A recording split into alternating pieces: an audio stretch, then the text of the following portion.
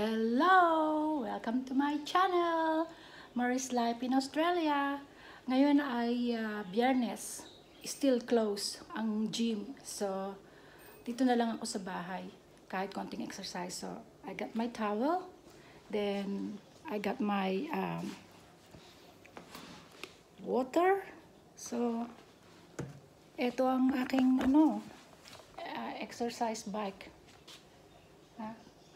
Meron pa siyang bench. Pero, hindi ako masyadong nag-workout sa bahay kasi mas masarap pagka nasa gym, may inspiration. But saka, I cannot do yung long time ba sa gym, sa pag-exercise kasi madali ako mapagod.